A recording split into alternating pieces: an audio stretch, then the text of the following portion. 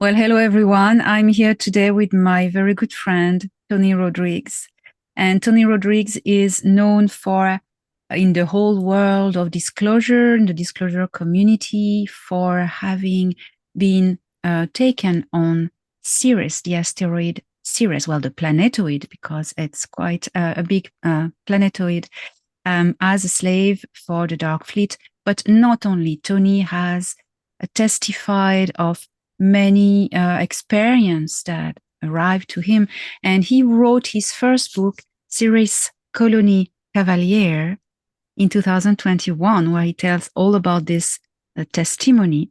And today we are going to introduce a new book. Tony, hello, how are you? Hi, Elena. Great. I'm over the moon now. It's been forever since we've talked, far too long. So thanks for having me back. Good to see everybody. Hello. Well, in your book series, Colony Cavalier, the story starts on Earth when you're a child. You were abducted and taken into horrendous places run by horrible humans, but extraterrestrials were involved, and then you were taken to different places, ending up many years working as a slave on Ceres. And while you were there, in your book, you left everyone like breath suspended because you mentioned an event where you leave the mystery to it. Could you tell us what was this event, please, that you left everyone like holding? Project Starmaker is a hard book to talk about because it's actually a collection of stories wrapped around one story. What happened in that book, Ceres Colony Cavalier, was my testimony that I always did on interviews with people for researchers and just for the, just the subject matter, because it's a linear account, it made sense. So there are a lot of things in there that that are older, vague memories that I don't have evidence around, that were a big part of the story as well. And we left out. I just left out because I felt it was too much for people to understand, right? Like, to try, we already lose people when I say I was abducted and then I lived for 20 years and then they put me back the next morning and I woke up and went down to breakfast and felt like I had seen my family in 20 years, but it was really one night. I was 10 years old and then was abducted and then lived for 20 years and then got put back to 10 years old. So when we tell that story just as I did now, it's like confusing. It's hard to explain. So what happened at that event was that they used a version of the same technology. And I think each time it happens, you kind of get your consciousness watered down a little bit. And so I went for another 10 years outside of the 20 years. So I lived for 20 years and went back. And in the 20 years, I lived for 10 years and went back. And so really, Project Starmaker, this book, is a companion. I wonder what, gosh, I forget what page that's on in series. It's two something. Basically, Project Starmaker takes off in between the hallway scene and then right back again. It ends up right back on Ceres. So it's a story within the story. So you were asked one morning to queue up to do a job, something new, and you arrived in this hall and there were people queuing to go to a room to do this new job, and nobody knew what was behind the door. And sometimes, regularly, they would take people out of this door, and the guys were like crazy, shouting, screaming, "Don't go there, don't go there." And then you leave it suspended. You so it was very intriguing, and everyone wanted to know. But as you say, there is enough in this book, Ceres Colony Cavalier. It was the best idea to keep this episode for this new book, Project Starmaker. So it's a whole nother Yeah. story. It's in the two something. Sorry, I'm when I flip through my own book, I start reading it. But it happened. It happened in between there, and I left it out on purpose because I didn't want, like I said, I just didn't want to confuse people any more than they already are, because it's a big thing for people to understand. It's a pill to swallow. That's this testimony and this technology that they use for disclosure. I mean, we got to get our heads around this. This is post-disclosure life extension tech that we're going to get. And then so they used it again. But Jackie Kenner, my editor and my co-author, she was my co-host. We do a lot of work together. It's just like she's like a team effort. Jackie she's good at what I'm not, and vice versa. So in between talking and filming, so you've met her. In between talking and filming, she would ask me like, "What happened there?" Privately, like, and she said, "Tony, this is the story you need to tell because of her own experiences that she went through in life." And there was a lot of overlap, like the time in Peru when I was being drugged and put under in Peru near death. I was experiencing kind of beyond the veil. I was touching memories of other things. And she would ask me questions, and she said, "How do you remember that? When did that happen?" I said, "Well, I remember it from Peru when it was really in space, because I was accessing different parts of my life while I was in that state of mind." So it's like, scholars can debate how that works, but basically at a near death point, you see your whole life, you see everything unfold. And she said, this is an important story. This is important. You need to tell this. This is a big deal, especially towards the end. And I said, yeah, but people aren't gonna. And I really, when we hit the button on publish, when you hit, and I thought, I know the I feeling. can't put the pin back in the grenade. This is gonna blow up on me. And you know exactly what I mean. Like that moment, I thought, I know. did I do the right thing here? And okay, because I kind of expected. Every now and then I've had great reviews. Everybody has been very kind that has read Ceres Colony Cavalier and has had a ton of great reviews. I'm very proud of the reviews more than anything. But there are some vicious ones too. There's some just where they come in, Always. they just go, they hit you, they Always. swing at the knees. And so I thought, Starmaker, Ceres Colony Cavalier has evidence. Like I have evidence behind that. There's reality. There's real Yeah. tangible things that prove what I went through in Ceres No, Colony. I don't have that luxury for Starmaker. It's not unprovable. yet. True, it's true. Yeah. But as of today's date, yeah. It's unprovable. So I knew what I was doing. I knew that it's a lot of it is, there's some speculation. I'm speculating because I don't have behind it. Well, But it's what I science can remember. science can prove the way you describe how to make a star with creating a gravity well. Well, you describe in this book in great detail how to create a star and activate it. And there's a lot of scientific aspects of it that can be studied by specialists and get evidences, I'm sure. I was kind of hoping for that, like Yeah. there's a lot of mechanics, there's a lot of astrophysics into star creation right now. And I've briefly read some of it, looked at some of it. I thought, no, this is for other people to sort out on my testimony later. This is something for later down the road. But basically that's what we did. I was recruited, and those guys, like you said, that were coming back, they were being held longer than what we were told. So it was a project. And so the other thing, it's important for me to say it to you, of all people, talk to us, because people involved in the same project, kind of. I want to say this, that it was a project on a scale that we as humans don't think about. So we don't work, even our macro projects where they're building giant ships and they're building islands, and like we're getting these macro projects that are starting to come onto the earth. Like they're building cities now. The Line in Saudi Arabia, I believe is Saudi Arabia, they're building a city a mile wide and 70 miles long, like a one big project. These are macro projects, and we think about it and go, wow, how many guys are working on that? 500,000 people involved.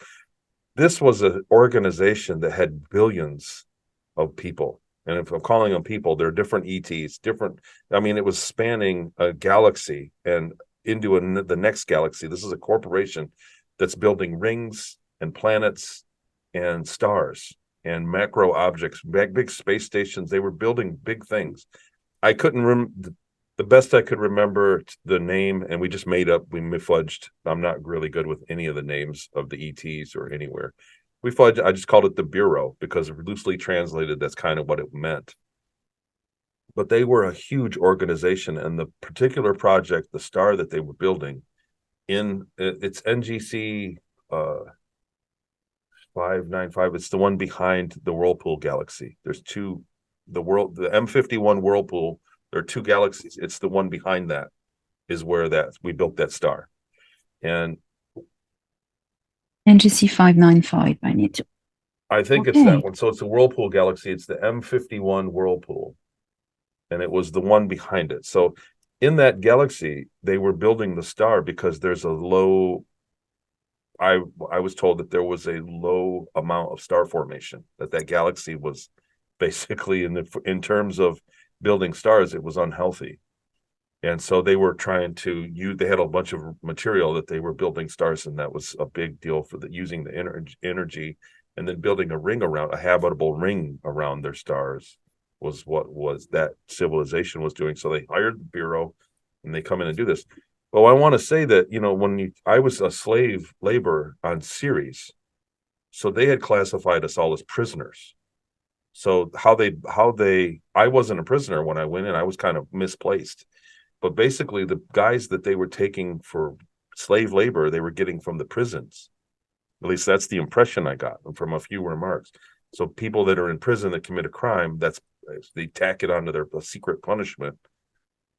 Turns out in America, it's perfectly legal. The 13th Amendment gives that. And I've talked about this at length in other interviews. But the thing was, I was taken, and I was from Ceres when I was taken for Project Starmaker. I wasn't a human. I was one of them, but in an adolescent state. Like, they medically kept me at like a teenager, and I didn't grow up I was like an adolescent. I was smaller than them, and I was mentally kind of like that. The existence that I was taken into out of the slavery was lesser. So it was a job that we were doing, and I don't want to mar. The other thing is that program was greatly behind schedule, and they brought us on. And I don't think that a lot of them, we were compartmentalized. It was a large nebula, and there were several bases, giant bases, that were built in onto asteroids on the peripheral of where we were building the star. And so we could see them on radar. We had an idea that in that direction, there's another crew of guys working. But it was a massive undertaking. It was a very massive. So what I was there doing wasn't necessarily what the rest of that organization was doing. So they brought us in to get back on track. They were decades behind in their schedule, and we did catch up. We did get on track, and we did meet the deadline of when the star was ignited, which is also in the book. Yeah, and it may be a little tangent. It may be not a book as big as the first one, but it's riveting. I mean, to me, it was riveting because you know how I am involved in knowing all about these races. Of course, this one I didn't know about. You cannot, you cannot know everything. But it was for me like reading a documentary.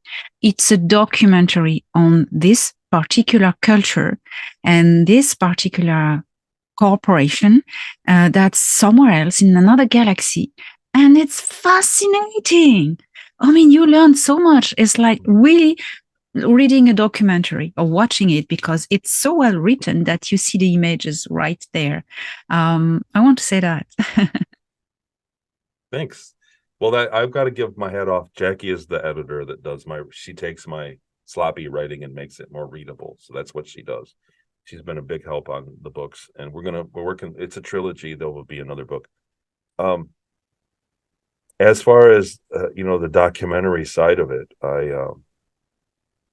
I've got a lot of great reviews. So from the book, like I said, I was afraid of what would happen. A lot of people say that it's short but dense, and we touch on some like life after death and what happens after you die, and Amazon put it in the reincarnation category. It was number one for a few weeks in reincarnation. So that was the category it sifted it to. And, I'm not complaining about it, but it does tell about dying and coming back to life, kind of what happens. So there's a lot of it revolves around that, alongside the experience of being a member of another species for a period of years. That's the spiritual dimension of it, yeah, because no spoiler, I won't tell about the end, but there is a profound deep into the journey of the spirit and it's difficult to express the magnificence of what you're saying at the end without telling more. So I let the reader discover it. It's surprising. Magnificent is the word for me. Yeah.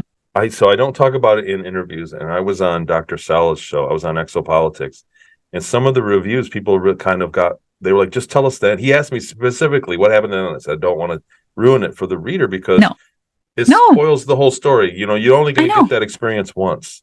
So if I ruin it's like finding out that Darth Vader was Luke's dad before you saw the movie. It's like, it's not, it won't work. It doesn't work. And so somebody accused me of wanting to sell more books, and I said, no, I just don't want to ruin it for the reader because it does. And it does. The other reason, another huge reason that we included all that, because there's some of it I think is spiritually too much information. Like how much of my spiritual journey do you really need to know? And but it explains what might have happened in the beginning of Ceres Colony Cavalier on the night I was abducted, one of the visitations that I had there, and why I probably remember, and why I'm where I'm at now in life. So it's like, it's still ongoing. Like the events at the end of that book are still relevant to my life today, to what's going on in my life today. I have to believe I never, you and I both didn't get to where we are without some help. Right. Yeah. We've both had help from upstairs to get the message out and be where we are. And I never expected it to turn. I never expected my life to turn into what it has, especially in the last year. And whatever, thinking out loud at this point. So we're both going to pause and reflect and we kind of sit here and ponder how things are. The other thing is, that's it. There's a point where you feel like, doesn't everybody have something weird happen at some point to them? And but it's not the case. A lot of people are living very normal lives. Not everybody goes. So I guess that's the other thing that's important. They are abducting people by the millions, but not everybody goes. So a lot of people are unscathed by what's going on. It's just the policies that trickle down to us that affect us from the secret space programs. Yes. And I find you are very brave to not only disclose your story in the first book, which you have been criticized for it, but that's so little regarding all the encouragement and the bewilderment of people, and then to write this one, Project Starmaker, which goes in depth into the weird. It takes courage. Yeah. I can own that. Yeah, I totally can own that. Yeah. It was one of those things.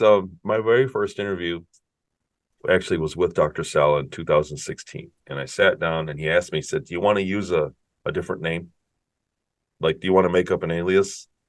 And I just couldn't. I thought, man, that's probably a good idea. And I was thinking of like really stupid names. Like I couldn't think of a name that it wouldn't. And I thought, I'm going to be called this for years. I can't. I said, just go with Tony. But once I started sharing it on camera, like I said, I thought it was going to be quick and easy, but I thought it was going to be a one and done or a few interviews and go. But it was kind of too late. It wasn't bravery. That's what I'm trying to say to you. I'm not that brave.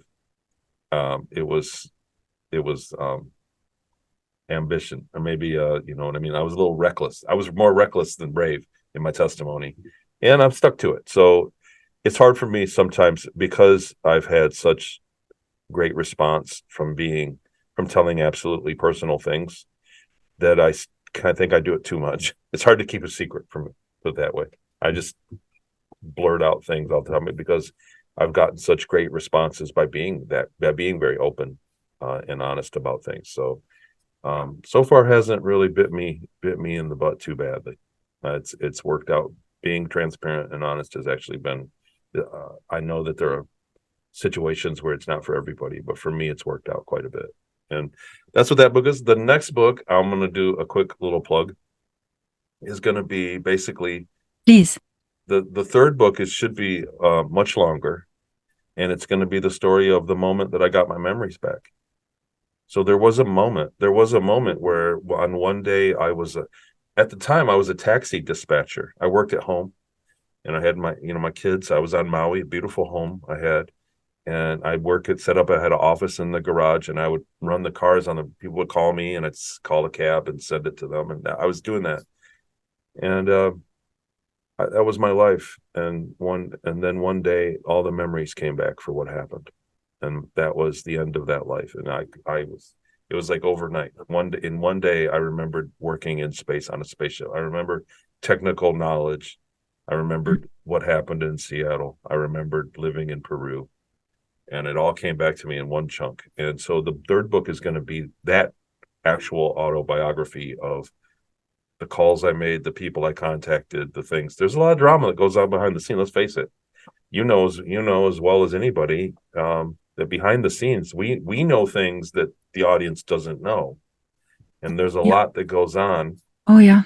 And you wish you could tell everybody everything and be like that, but it's just not. It's not a good etiquette to go and air business out, right? So the autobiography part of it will tell kind of where I went. I will rename people and have to avoid certain people and certain things, but it's going to be about real people. You'll be in there with your permission, of course. Oh, but of course. like what we've gone through, because we're going through this grassroots disclosure together, you and I, together. and many others. Yeah. We are the ones that experienced something. We want the people to know about it. It's high time everybody knows about what's going on in space above us, that we are part of a much bigger community. And there's a much more exciting and interesting existence for us at our level of intelligence, what we are, what people are. There's a better life. And we're trying to tell people this and share it. And so there's a lot that goes on behind that. And that'll be the book. It'll be basically from that time, which was May. I think it was like May 7th, or I've got the emails from the very first day. From the very first day that I got my memories back, I've got some original emails that I sent. And it was like May 7th or 10th, somewhere in there, in 2015. And I woke up and I went, oh my God, that happened. That was real. I went, oh God, it happened. Oh, shivers. And I started looking, and I went, oh, there's the town in Peru. I'm going to present on this. Did you know they renamed it? Did I tell you? I don't know if you and I have talked. Yeah, you told me. So yeah, the town they renamed it. And then they renamed the town 12 miles to the east, that town. And then they put a historical landmark that says Tony Rodrigues on Google. When you go on Google Earth and look for they renamed Puerto Tawantinsuyo to Boca, Colorado, which is starting to thrive because they're gold mining there. There's a bunch of illegal gold mining, but they've got internet. They renamed it to Boca, Colorado. In the town, there was just a fishing settlement 12 miles down the river from the Madre de Dios. They've renamed to Puerto Tawantinsuyo. And then somebody put a historical landmark there that says Tony Rodrigues. You can look it up on Google Earth. We did some investigating to see if, there was a guy, the Tony Rodrigues, maybe there's a guitar player that came out of town or something, and that wasn't the case. And somebody else clicked on it a lot and said that, they found that it leads to something that says a great place for kids, which is unbelievable that they would tie me to that, like somehow that would happen. And, but they renamed the town. And so this is something that I've got to do so that what I'm saying is that whole version of Puerto Tawantinsuyo in this book with the airstrip next to it has been rendered like they pulled the rug out from under that part of the testimony. So I've got to make another version, like a revised version of that book where I mention that.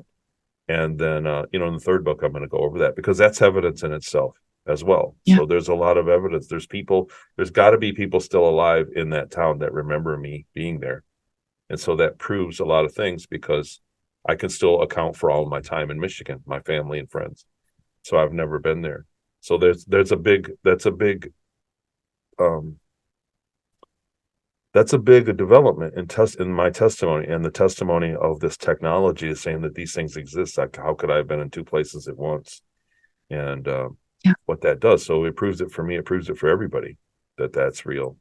And I'm working on it. There's other things. You have many evidences that have come forward after you wrote the first book, Ceres Colony Cavalier. So that would be interesting to share them in your next book, because we really look forward to make a list of all the evidences, because that's, Dan Willis has the kindness to do it for my work, and I'm very grateful. And you also have such a list, and people need to be more aware of it. You can prove a lot of things by evidences, current events. I mean, this is very important, the evidences are the way we can help people in their discernment to tell the truth, who says the truth from who invents it. You cannot find evidence for everything, but I have to say you have a lot. You have a lot. I was prepared to be totally attacked. So Yeah. I don't know about how long. I don't know if it took you 5 minutes or 5 years after you started writing book, and coming public before the skeptics came after you. But I was prepared right out of the gate. I thought day one they were gonna, and I think largely everybody ignored me for the first 3 or 4 years, that I was just some guy talking. And then as I gained, only in the last year have I really had some really good swings at me. They've taken some good. There was some where they did entire 3-hour shows about me that were negative. And so on one hand, it's bittersweet, but I think, where have you guys been? I was hoping to get attacked a long time ago. And now they're kind of trying to, but my testimony's already, I've had the luxury of 7 years of researching everything. And like I said, I was ready mentally to be, I thought I better start proving this and kind of crossing the T's and dotting the I's on my testimony on any evidence that I can have. And so there is evidence out there. There's things you can't explain away easily. And the list of that is important. I do want to gather that all. It's nice that Dan did yours the way that he did. And I'd like to get that together too. And I'm still working on it. I'm going to present some recent evidences that have panned out in the last year at GSIC in October. I'm going to present some new, of course, you always want to give any kind of new perspective. And then I want to say that people that don't have the luxury of evidence, that it's a shame. I don't believe that nothing happened. When somebody doesn't have any evidence and they come forward, I don't discount them. There's a lot. I think ufology is asking. Dr. Sella makes the point that people in ufology and on the mainstream go, well, where's the evidence? Where, if you were in this program, where's the proof? But having proof is actually illegal. Like, if you have proof of a black program, you can go to jail for it. So it's counterintuitive to demand physical evidence. But mine is a lot of it's witness evidence. So if you can witness something and then it pans out later, how can you explain that away? You can't. Yeah. And no, I was just going to say it's a blessing to have evidence. It's anything that you can do to support is a huge blessing at this point, because we're teetering on the edge of getting real disclosure. Yeah. And what I want to say is that at the moment you go public, but public, you're protected. Because if anything happens to you, it proves even more that you were telling the truth. You know what I mean? So, but to go public needs courage. And you made the step. You just did it. And 2 books, and now this one. This one, I'm sure the scientific evidences, which to me are absolutely logical and great, can be proven by science, and just wait for it. That's a great book. Thanks for that. And the memories in there are very far away, so it was very vague to sit down and write the book. It was like remembering like remembering a night out drinking. Like, what happened that night? I was drinking. I don't remember. And I had to really, it was very vague. That's as far as my memory can go. The things that I got in Project Starmaker, like whatever happened, whatever clicked, there was a switch that clicked where I got my memories back. So there was something that either in my physiology, genetics, my soul, who knows, but there was a switch that flipped, and I had access to these memories that were repressed of the 20 years and then the time in the Project Starmaker years. And whatever did that, this is Project Starmaker is literally as far as that's as far as I got. That is the farthest that I can remember. I don't have a lot of like talking to my guides like people do, or I don't have any kind of past life, and I've done no hypnosis, zero regression, Yeah, and I kind of don't want to because important. I don't not recommend it to people, but I kind of don't want to because I'm afraid of clouding up the water or remembering more that I have to deal with. It was also very difficult to deal with these memories. So that I would say that to anybody that there are people that are on the verge. I guarantee there are people that are watching this that have flashes of memories like what I described, what me and others describe, and they're on the verge of remembering, but it's like the tip of your tongue thing. And I say it's a very difficult process. Once you get the memories back, if you remember things that are traumatic, you have to do the inner work. You have to begin the inner journey of saying, I did go through that, and I'm not the person I think I am. I'm somebody else. I lived another life, and we have to sort that out. And I did, and it was difficult. So I'm kind of afraid to remember more, if that makes sense. You really, I think I've been courageous enough. I just didn't want to take it all with me. There was so much that I remembered in that one time. I knew that I couldn't take it with me to the grave, that I had to share it. There was just too much there. I mean, you had nearly 3 lives in one. Your actual life, your life as a slave on the Ceres colony, and this episode on in another galaxy as embodied in this ET avatar. I mean, that's superimposed lives, and that's a lot. Already one life. It's difficult to remember everything, and the brain just makes its compartmentalization for sanity. But imagine 3 different lives in one timeline. I mean, 3 timelines in one. You know what I mean? That's It's it's true. And like I said, in the back of my mind, I think everybody is like me, but it's not. But it's not the case. I think the only thing that I got from it was really um like a decent sense of body language. Like for so long of the time, like I have a good read on bodies, micro body. I'm super observant on people. So it's like I have a little bit of that. I think that's the residual that got left over. But other than that, it's not like I had those lifetimes and I learned how to be a lawyer or a doctor or something. There wasn't a ton of usefulness from it. But life is life, and it's hard, like I said, to retrace it and think about what is different about me than everybody else.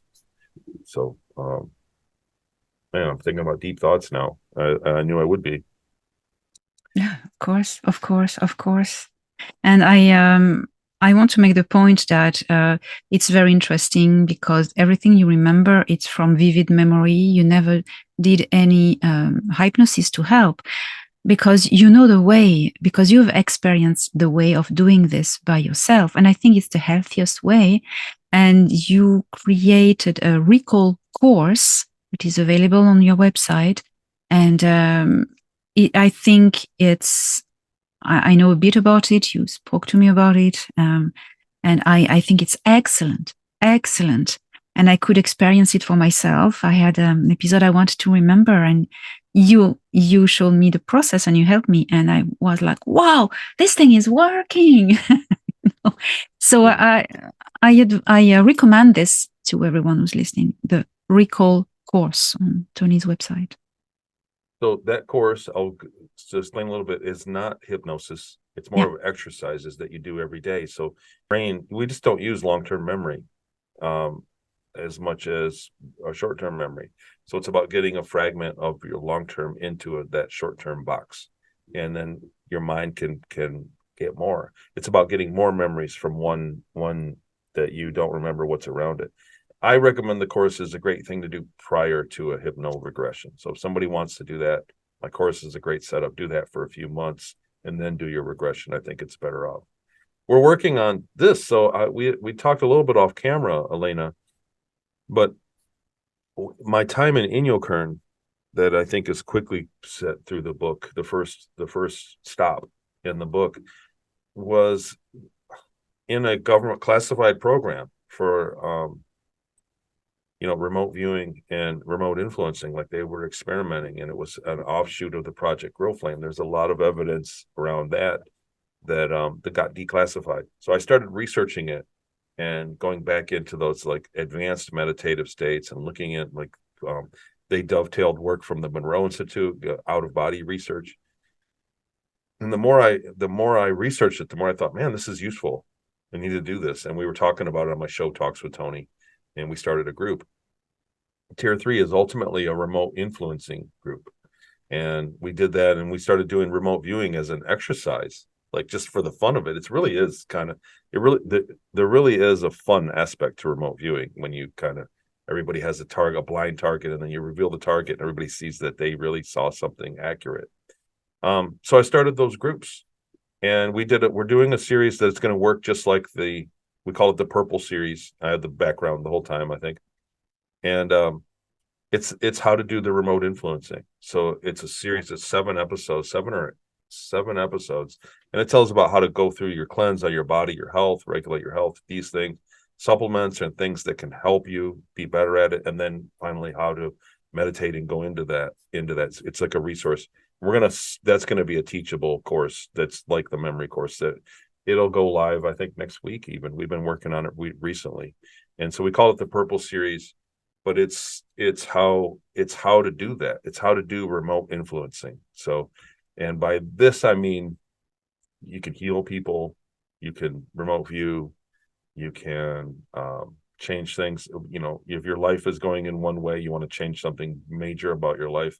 It's like perturbing the future slightly. It's that's why it's 7 episodes.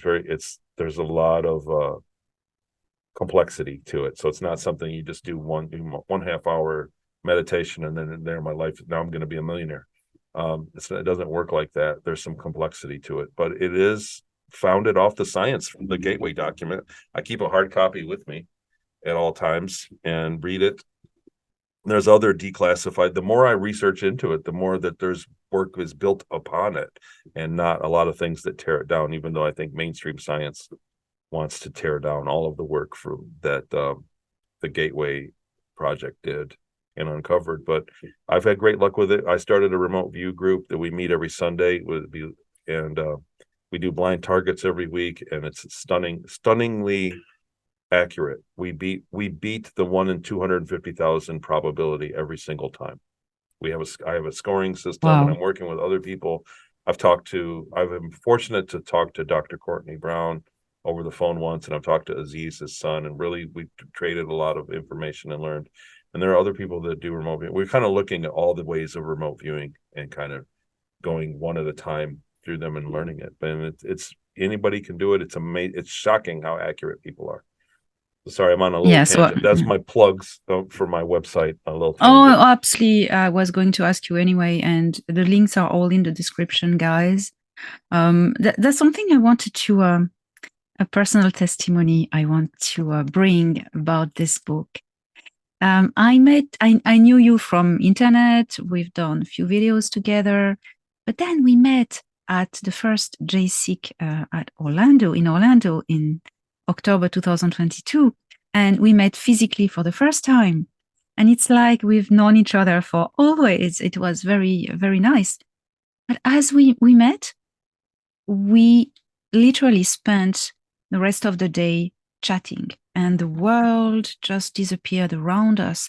We were in the room, the conference room, the day before to check the room and the sound, and we just sat side by side and started chatting, and then went out and chatted until dinner time, and we didn't see the time passing. What were we chatting about? About all the corroborations that we were discovering between my experience and your experience. But the first topic was a symbol, a logo that is in this book. I'll let you discover it, people. You started telling me that you remembered a logo that you were wearing as a trainee terraformer, and then that the logo would change as you climb the levels. And when you drew it on a sheet of paper, I had an electroshock, because that's exactly same logo that my friend Jen Han Eredion, Thoran's little brother, wears. And at the time, he was still a trainee in terraforming. And it was a shock. And we compared the two drawings, and it was exactly the same. So I want to bring that. You remember that? So first, we were talking about it, and I said, "There's a logo," and I said I planned on having it in between the chapters of the book. And you said, "Yeah, it looked like this." And I think you drew it first. I still have the little notebook. I should have brought it. It's in I think I have it tucked away at home, but I still have the note, and I made you sign it. I said, "Elena, sign it. This is like great evidence." Yes, I And remember I that. still have that book. So I think you drew it first, and I thought I was blown away. I went, "Oh my God, how did you know this?" Because I've been doodling this since I was 11 years old. This the final one. So people, I put it on my Facebook. I'll put it like this. That one is the flight status one. And there are more. There are other symbols that are in here. Everybody makes fun of them. It looks like a hamburger. It looks like a Pokemon. But it was the learning. It was flight status. So you got, when you were a trainee, you had a simple one. And when you graduated, it went to a bigger symbol. We all knew who it was. And then it went to silver and gold, I think, was the command. But you knew this. And I thought, how in the world could you? There's no way. And not calling you a spy or anything like that, but when you look at the logical ways of how could anybody know this, it would, I've been doodling it since I was, like I said, 11 years old, all through my teen years. It was my doodle, because it was the memory, that residual, the pride, that moment of graduating to flight status, that came through, that bled through. I always had that. That was something that stayed with, and frankly, how the end of the book worked out, how the trip home worked out. So those memories were always kind of there. Those were always memories that were there that just didn't make any sense.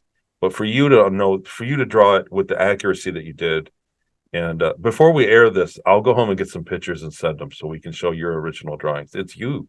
You drew it first. And then I went, "Oh my God, how do you know that?" And then you drew the first one, you drew the lower ranked one, and then I drew the finished one. And I went, "Yeah." And you were like, "Yeah." We both had a moment where we went, "Oh my God, how do you know this?" And you looked at me like, "Oh my God, how do you know that?" Like, you drew the beginning one and I drew the final one. And I said, that's exactly what I remember. So that was really mind blowing. And I mentioned it when I got on stage at GSIC, and I talked about you, because I talked about everybody, all the speakers, when I was on stage. When I talked about you, I said there's things that she knows that nobody could know, and that's what I meant by that. That was one of the things. There's no faking that. There's no way you could know that. This is an overlapping testimony. There's no way that I could have known that. There's no way that you ever drew that and put it out there on a paper or a book or something that I said that I happened by, and there's no way that we could manufacture this. There's just no way that we could do that. So we both knew something that is still unofficially known, and it dovetailed. It was an overlap. It was a complete overlap. So that's why I made sure to put it in the book, and those symbols had to go in there. And I put it on my Facebook on my picture, and it got everybody was making fun jokes about it, which is hilarious. But I don't think, and I didn't put any explanation, because it's for the book. It makes more sense in the book than I could make a paragraph or a little note about around a picture, a comment on a picture to explain what it is. Absolutely. So it was very important. That's why we write books, to give all the explanations in detail. So we don't have the time to do on social media. That's right. It's true. It's true. It's testimony. And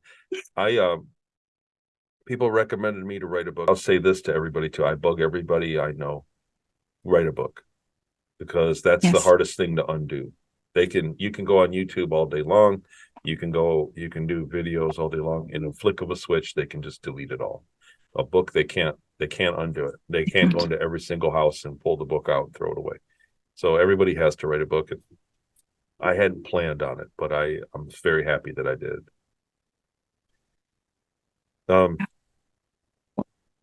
there was a pause. There was a side thing, that another comment that I wanted to make about that, but that testimony Go and on. that kind of overlap is kind of big when you think about it. Yeah. So you take it for granted. Like, that's in the back of my mind, I think everybody's got memories of their time. When people say, they contact me and go, I feel I was in the program too.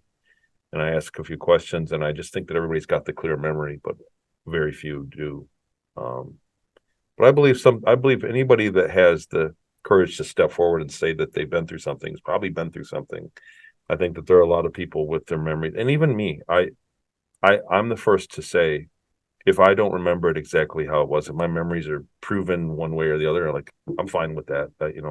It's a long stretch to remember what happened 30 years ago, 40 years ago, and then the 20 years after that. Like, it's difficult thing to do. So our testimonies now, until they get, I don't think they're going to rip the Band-Aid off. I think they're going to disclose very slowly over time. We're not going to get the full thing. I hope so, but I'm ready for whatever. Hope for the best, plan for the worst, kind of thing. Yeah, I agree with you. I share the same opinion about that. It's gonna go like slowly but surely. I think people are having a hard time even at the UAP level where we're at now. So the congressional stuff that's gone on, I think most people don't realize it for the importance that it really is.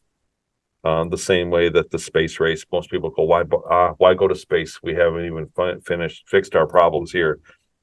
Back when they were going to the moon in the 70s, everybody was so mad about it. Not everybody, but a lot of people were so mad about it, saying we've got to fix our problems here. But really, connecting to space is how we're going to fix our problems here. That's what's missing. That's the problem, is we're being victimized by people that have access to space because they have a technological advantage over us. So once we all go and we all get brought up to the level of knowledge or close to it, then it will fix all the problems. That's the whole thing. It's the missing link. It's the missing link between everything. It's the ETs. Yeah, with our origin, and and I'm less hung up on origin. So you're the kind of like a lot of your work is based on our history, right? So you're telling us the history of that, and it's very important to know, to get a context, a reference point in history and a timeline of mankind to see where we're going. But I'm less caught up on that and more caught up on the possibilities of where we're going. Like post-disclosure, a lot of it doesn't matter even if we're coming out of a form of slavery globally, like we're coming out of a form of slavery and oppression. Like, it doesn't matter that we went through that. Like, let go of the grudge of that and kind of just double down on doing your part to make it better. Like, like the company I started, and I still got a long way to go. But I was hoping to hand off the idea for the education stuff that I'm working on, that I remembered from my time on Mars. And I kept telling people about it. Like, look, this could work. If you guys just take it and run with it. And finally they said, Tony, you do it. You take it and run with it. And so I thought, I guess it is me. I guess it is something that I've got to do. It's not what I set out to do or whatever, but I think on a certain level, and I can feel like a big statement. I feel like on a certain level, everybody has to do that. So what do you do with it? So we disclose, then what? Like, everybody has to kind of run with their own, what they're inspired to do. Like, we're all going to be in charge of making the world. If you don't like the world so much, or you're blaming it, then what are you doing to change it? You need to, it's us. It's up to you. So that's the thing about disclosure. We're going to see how other worlds work. We're going to see how other people do. And I think then we're going to have to change the world for the better. It's not going to be done for us, because if they do it for you, you're going to get the short end of the stick every time. Wow. Yes. It's us to create our future. Yeah. And this is beautifully said, Tony. Very profound. Thanks. Very deep. And I know I've asked you this question, and I'm going to ask you already, but I think it's an important one. do you see things as everything you've lived and experienced as a personal mission that on a higher perspective you would have decided to bring to humanity of Earth some disclosure, some education techniques, some truth, some testimonies? Was that at the end, at the start, I mean, planned by yourself on a soul level? I hope so. I feel that everybody widely, there's a reality to everybody's life. So some people really have a lifetime of violence. That's what they're for. Like their life, there are fighters, right? There are people that's what they do, and it's violent. They either join the army, military, and they go in. They're warriors, and they lead a violent life. There are some people that are scholars. That's what they do, is they learn and push the technology in on math or whatever. Just that's their life. And when I look at what my life purpose is, I really feel on the inside that it's to do little things to make it better, and I said that there's a chapter in Starmaker where I felt like energetically I was in a place and I was told to go back and make it better. Yes. Make improvement. And so that I really do base a lot of my decisions on that.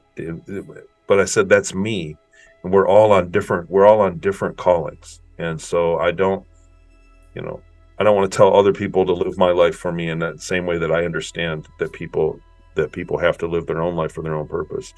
But for me, it's to make it slightly better. That's just the challenge. And this was the opportunity when I got my memories back and started sharing it. That was my opportunity to make it a little better, but to use my memories to come up with evidence and make it better for other people that are telling their testimony. And now it's morphed since last year. Really, since October, it's morphed into using what I remember to try to improve educational techniques. So that's what I'm working on now, and it's actually very, very promising. I'm shocked every time I speak about it. I've had very, very talented, very people that were way far in the education world contact me.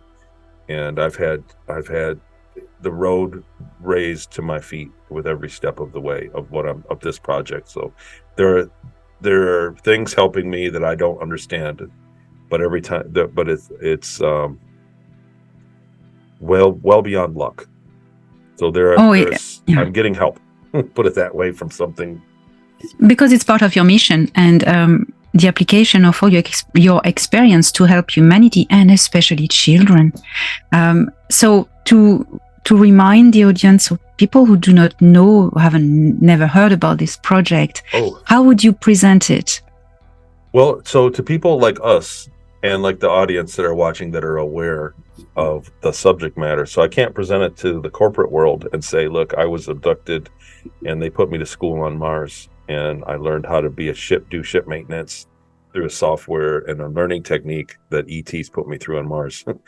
And when I came back, I remembered how it worked, and now I'm working on that technique for software for kids. Right now it's like preschool level, then we're going to do K to 3. But there really is, really it's going to shine at the college level. The technique is really going to shine because I've been contacted by other people, college professors. I just spoke with one the other day. He drove many states to come see me once he saw a presentation I did, and he's been working on it for 30 years. He said there's a huge disconnect between academia and the corporate world. So people that are, he does engineering. And he said that it's all prerequisite. He said it's everything you learned at college is prerequisite, and when you get into the corporate world, they don't care about the prerequisites. They care about problem solving. It's problem solving. That's really what my education technique is decision making. It's not memory. It's not memorization. It's decision making, decision based. And so when he gets to the college level, he said that what's happening now is everybody's at a different vibration. The kids now, that are graduating high school or college, excuse me, that are graduating, the engineers that are graduating college are at a different vibration mentally than they were 20 years ago, 30 years ago. So they're going into a corporate world. And he said, what happens is they go in, they make it 2-3 years and they quit. They can't do the job, the soulless job. There's a disconnect from, so the lesson building is backwards. They're learning off prerequisites from high school, everything you went through, and then going into the corporate world and thinking you're going to move this way. His method is to go backwards, build it back from what the corporation needs, from the problem solving and how that is, and build it backwards and throw away the stuff you don't need. It sounds confusing. I know I might be losing you, but I'm saying that there's a lot of technology. There's a lot of revamping of our education system that needs to take place. And there's a huge amount of potential here. I mean, we're talking about cutting the fat of years of the experience, because it's also very bloated. They bloat it so that you stay in school longer and you run up your bills. I mean, it's an industry. And so we're trying to just cut to the idea is you need to learn these things and then you can solve these things. That's it. And so at the college level, my decision-making technique, coupled with what this other guy is working on, it's going to be a division, possibly a division of the company, is really groundbreaking. It's really, really groundbreaking stuff. It's like the back half. It's like the other half of what I remembered experiencing it. So I can only reproduce so much of it. But we're slowly but surely. It's a big deal. It's a lot of work, and I don't know if I'm talking in big circles here, but it has a lot of promise. There's a lot of people backing it, and the wind is definitely at my back in this project. It's been coming along. It hasn't even been a year, and it's come a long ways. So in the next 2 years, I'm going to have some very tangible products out there, and we should have some very tangible results. I believe it's going to be a lot faster. It's going to shorten the experience for learning. You are a precursor, and I have to say, I'm very excited that you are able to present this, the more evolved project, as it's now in the making, to the public, and that becomes commercialized, because that's going to change the world. I know it. And you know why I know it? I think you know, because one day, I'm going to tell another anecdote. You've never told me the details of, you haven't told anyone, and it's perfect because nobody can leak it. But you haven't told me, I want to say, the details of what these programs consist in. You keep it that secret, of course, for the moment. But one day we had this conversation. I remember on WhatsApp, and I told you that I saw a picture, an image of the future. It was not a picture, it was like a movie of the future looking in a looking glass device on a Meton mothership. And I described, and I made a video about it, I described children in an open air school around a tree, and there were some particular details. And you went, oh my God, that's exactly one of the aspects I'm working on in this project. So it was a revelation again. And I went, well, you know what? It's going to work. I saw it. There's it's a big project, and I already know that the things that I do, that I'm setting up to do, is so that it can keep going without me. And so I'm already starting on, because this is something that's going to keep running long after I'm gone, the work for it. So I think about it in those terms, and for you to say that was kind of a big deal. Like, that's a huge honor to start something that carries on after you're gone. So to hear that is but it is what it is. There's definitely, everybody can agree, the bar is set low on education right now. It's easy to improve, and we have to play the game. This is what I was going to say, is that I don't like it any more than the next man, what goes on, and you have to appease red tape and get into the political arena of the politicians are running the school systems, and so you can't you can't just make your own school system for everybody and make it available. You have to kind of play the game. So there are strategies around that. Like, I can't just say, look, here's my high school that I built and you guys can come here. So we have to do things incrementally and kind of stay in line with what's going on, with what the status quo is. But over time, it will, when it's don't destroy, don't fight this existing system, build a better one. And over time, it should go in that regard. So, it is what it is. Yes, yes, and we need to use the tools at our disposal, but then we can also create new tools, as you are doing. And you came with a big mission. You're changing this world, and you start to understand the bigger picture now. And I want to say it's an honor for me to know you as a friend and family of heart, because you are someone exceptional, Tony. You're extremely humble. And that's your humility that makes your magnificence, your importance in this world, so I want to say that. Thanks. You're going to put me on the spot here, but thank you. I feel the same way about you, though. And, I look up to you because of what you're doing and the way that you're doing it. Like, you're historically somebody important for your testimony. No matter what happens, no matter when the disclosure and all that, what happens in the future, we're the ones that are giving this out now and putting it in the humanity's consciousness. So people hear our testimony and it goes into their subconscious, and we all communicate, and the whole world gets it, without getting too wooey. But that's how it works. And so we're waking up humanity, whether they like it or not.